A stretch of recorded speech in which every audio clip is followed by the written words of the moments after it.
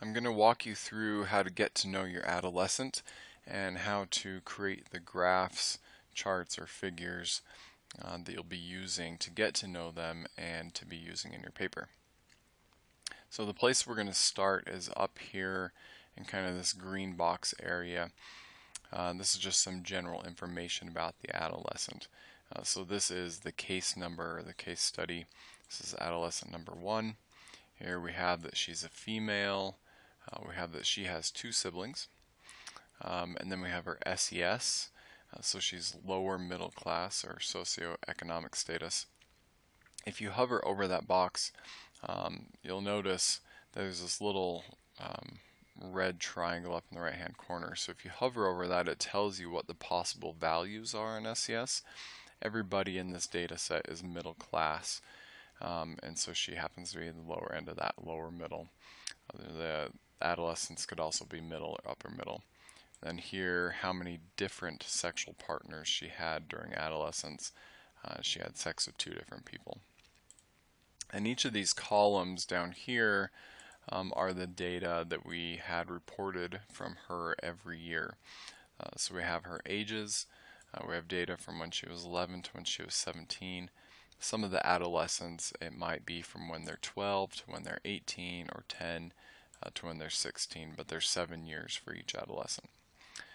We have data on her conflict and her closeness with her mom, and same with her dad. And again, you'll notice each of these boxes down here has a red triangle too. So if we hover over conflict with mother, we can read about what that scale is and what the possible values are. And we can do that for every possible scale. And you're going to want to do that to make sure you really know what you're talking about. We'll talk about the sexual intercourse scale in particular because some of them are just a little bit funky. So you've got masculinity, femininity, delinquency, alcohol use, tobacco use, their BMI, depressive symptoms, their self-worth, their confidence, romantic-wise and with peers, their gender attitudes. This is a case where, again, the scale's a little funky. So if we hover over that, I'm going to scroll a little bit to the right here. If we hover over the gender attitudes scale, it says a measure of how traditional their attitudes were towards gender. For example, believing that men should be hired over women, that education is more important for men, boys shouldn't do household chores, etc. So it's really this measure of like 1950s stereotypical gender attitudes. And you can see, she's scoring pretty low, and so she's not really believing in those traditional gender attitudes. Their GPA, how interested they are in school, and then this last variable, sexual intercourse, is a little bit funky. So she's got a bunch of zeros and then she's got some ones.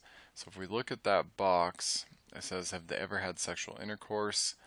Ever. So, if they've never had sexual intercourse, it will always be a 0. And if they ever have, it will be a 1.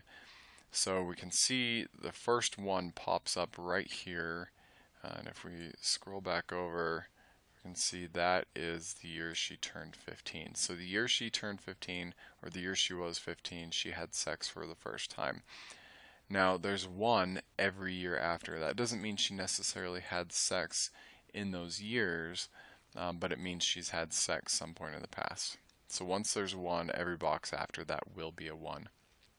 But if you'll remember, she had 2 different sexual partners during adolescence. Now, as you're writing about her case study, if sexuality is one of the themes you talk about, then it would be up for you to decide, did she have sex with both those partners when she was 15, or did she have the one partner when she was 15 and another one when she was 17? That'll be up for you to decide. So then it's time, to get to know this adolescent, try and figure out what was going on in their life. My recommendation would be to plot out the variables for all the themes to try and get some sense and see what's going to be most interesting or most fun to write about. But we're going to look at a couple here so I can walk you through how to create those graphs. First, we're going to look at masculinity and femininity. And we'll throw gender attitudes in there too. So if that was kind of one of those themes we're going to talk about, then we would plot a graph about those. So the way you're going to do that is you're going to highlight the column for the variable you want, or the columns. Now when they're next to each other, right, I can just drag across like that for masculinity and femininity and have both of them. But gender attitudes is all the way over here, and I don't want everything in between. So if I highlight those columns first, including their titles, and then hold down Control. So I've got to be holding it down while I do this, but I'm holding down Control, and then I can highlight the gender attitudes column as well. And then I've got all three of those highlighted. The next thing I'm going to do is come up here to the top of Excel, and there's this Insert menu. So I'm going to go to Insert, and then come over here, and there's this box, or this area for charts. And there's this one here that looks like lines. That's exactly what it is. So I'm going to click on that. It gives me a bunch of options, but I'm just going to pick this first one. And you can see then your chart pops up. So I'm going to go ahead and click on that, and voila. We've got our chart. We can see the blue line is how masculine she's feeling. The orangish red line is how feminine she's feeling, and then her gender attitudes across the bottom. Now, an issue here, well, up here where it says chart title, you can just click on that little chart title box and delete that. We don't need it. But down here across the x-axis, it says 1, 2, 3, up to 7. We actually want this to reflect her ages, not just the numbers 1 to 7. So we need to change that 1 to 7 to her ages. The way we're going to do that is we're going to right click somewhere in the box or in the graph. So again, you're going to right click, and there's this option then for select data. So right click and then select data. Okay, so here on the right side it says horizontal category axis labels. It's got that 1 to 7 we don't want. This is pretty easy, so just click edit, and then you're just going to highlight the ages. So in this case, I'm going to highlight 11 to 17 and click OK. And there you go. Now instead of 1 to 7, it says 11 to 17. So again, if gender attitudes was one of my themes, I could look at this to see, do I think something is going on here? Now there's probably not much going on with the actual gender attitudes. It seems pretty stable. It goes up and down a little bit, but it's pretty stable. But as I look at both masculinity and femininity, there's something interesting here. You know, she always seems to be a little bit higher in masculinity, but when she's 14, it's kind of like, you know, the femininity spikes and the masculinity takes a dive, but then the next year it just goes right back to where it's always been. That makes me wonder if she's trying on a new identity here. Maybe she is exploring who she is and trying on different identities, and tries being more of a feminine girl for a while, and then thinks, you know what, no, actually I don't like that. And she just goes back to how she was before. That's one possible explanation. To me, that's one of the fun things about this assignment, is you get to figure out what do you think is going on there. Comparing that to normal development, normal changes, but specifically, what do you think is happening? All right, let's look at one more. Let's look at her romantic and pure confidence and her sexual intercourse. So again, I'm going to highlight the columns for romantic and pure confidence. Then I'm going to hold down Control and do the same thing for the column for sexual intercourse. Then I'm going to go up to the top and click Insert, come over and choose the line charts and do that first option.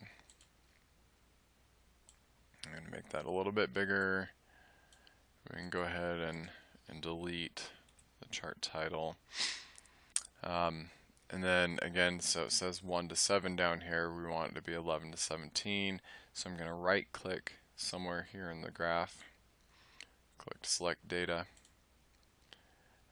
and then under Horizontal Category Axis Labels, I'm going to click Edit and then just select her age.